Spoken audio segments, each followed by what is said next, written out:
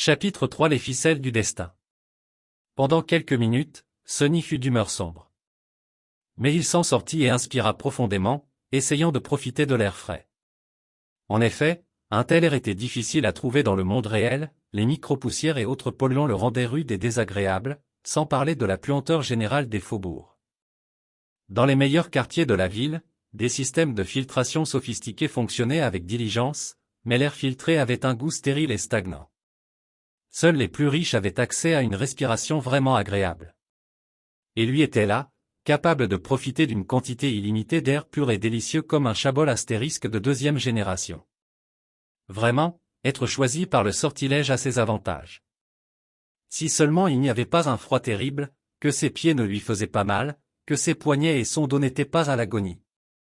La caravane d'esclaves se traînait lentement vers le haut de la montagne, avec de plus en plus d'esclaves qui trébuchaient et tombaient périodiquement sur le sol. 2 ou 3 fois, ceux qui ne pouvaient plus marcher furent détachés de la chaîne et jetés sans ménagement hors de la route, dans l'abîme qui se dessinait sur notre gauche. Sonny les regardait tomber avec un peu de compassion. Les pauvres. Reposaient en paix, âme piteuse. Dans l'ensemble, il était de bonne humeur. Il était un peu étrange de se sentir bien au milieu de ce désastre qu'était le cauchemar, mais, heureusement, Sonny avait eu le temps de se préparer à cette éventualité. Lorsque les symptômes du sortilège étaient apparus pour la première fois, il n'avait pas bien réagi. Mourir avant même d'avoir atteint l'âge de 17 ans était une chose à laquelle on ne pouvait pas facilement faire face.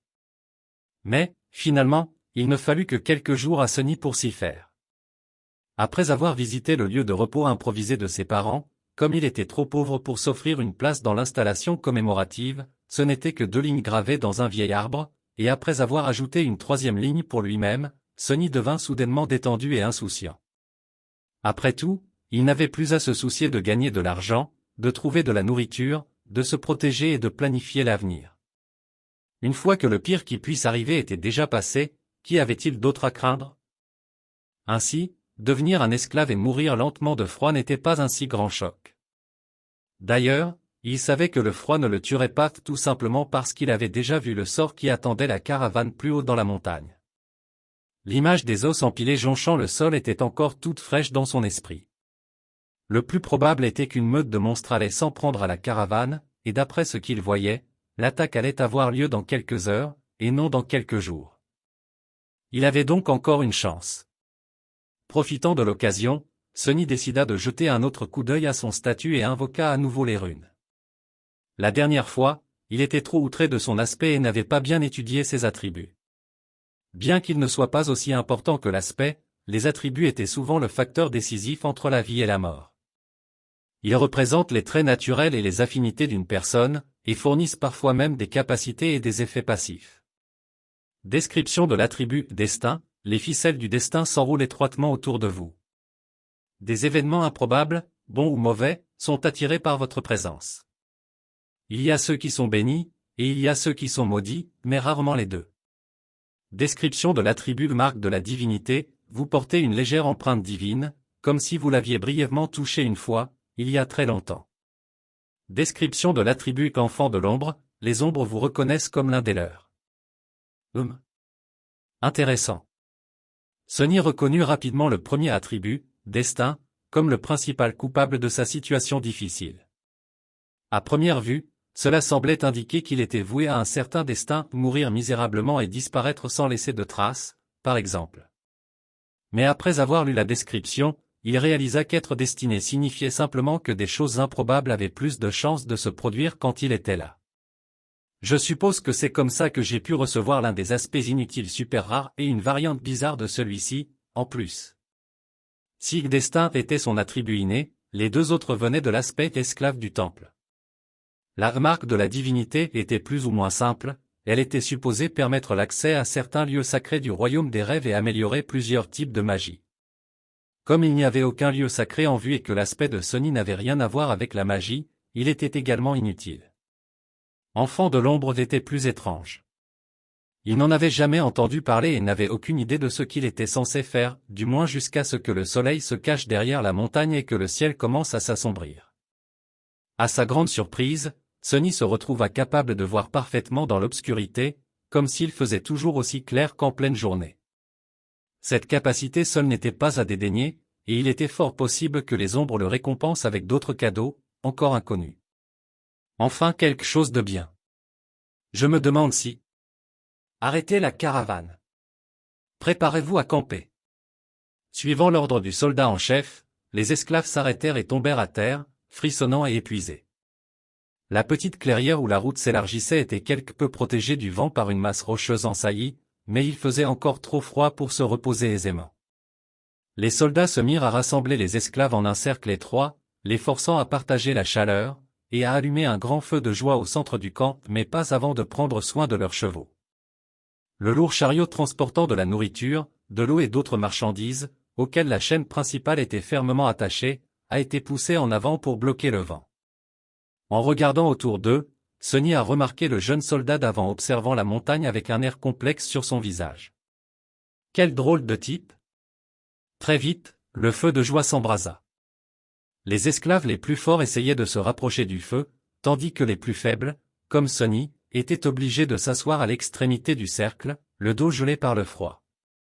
Bien sûr, tout mouvement était entravé par le fait qu'ils étaient toujours enchaînés. C'est pour cette raison que l'esclave familier aux larges épaules se retrouva au point de départ malgré tous ses efforts pour se rapprocher de la flamme. Maudits impériaux, siffla-t-il, visiblement irrité. Les soldats marchaient parmi les esclaves, leur donnant de l'eau et de la nourriture. Sonny, comme tous les autres, reçut quelques gorgées d'eau glacée et un petit morceau de pain moisi et dur comme de la pierre. Malgré son aspect peu appétissant, il se força à le manger en entier, simplement pour avoir aussi faim qu'avant. Apparemment, il n'était pas le seul. L'esclave sournois qui marchait juste derrière lui regardait autour de lui avec angoisse. Par tous les dieux, ils avaient l'habitude de mieux me nourrir, même dans les donjons. Il cracha sur le sol, désespéré. Et la plupart d'entre nous, les hommes innocents du cachot, attendaient également de visiter la potence. À quelques pas d'eux, là où la route pavée se terminait et où les rochers pointus commençaient, un éparpillement de baies rouges vives poussait dans la neige. Sonny les avait déjà remarqués, groupés ici et là le long de la route, et il avait même remarqué combien ces choses résistantes étaient jolies en contraste avec le blanc. Les yeux de l'esclave louche brillaient tandis qu'il essayait de ramper vers les baies à quatre pattes. « Je te déconseille de les manger, mon ami. » C'était encore l'esclave à la voix douce. Sonny se retourna et le vit enfin en chair et en os pour la première fois. C'était un grand homme d'une quarantaine d'années, maigre et étrangement beau, avec l'air digne d'un érudit. Comment un homme comme lui avait pu devenir un esclave restait un mystère. Pourtant, il était là. Encore toi et tes conseils. Pourquoi? L'érudit sourit en s'excusant. Ces baies sont appelées aconites du sang. Elles poussent dans les endroits où le sang humain a été versé. C'est pourquoi il y en a toujours beaucoup le long des routes du commerce d'esclaves. Et alors? L'homme plus âgé soupira. L'aconite du sang est toxique. Quelques baies peuvent suffire à tuer un homme adulte. Maudits soient ces baies. L'esclave sournois recula et jeta un regard furieux à l'érudit. Sonny ne leur prêta pas beaucoup d'attention. Car, en regardant autour de lui, il reconnut finalement le site du camp comme étant l'endroit où, dans sa vision au début du cauchemar, les ossements des esclaves étaient enterrés sous la neige. Et il était prêt à parier que ceux qui les avaient tous tués allaient bientôt arriver. Comme pour répondre à ses pensées, un bruit de tonnerre retentit dans les airs.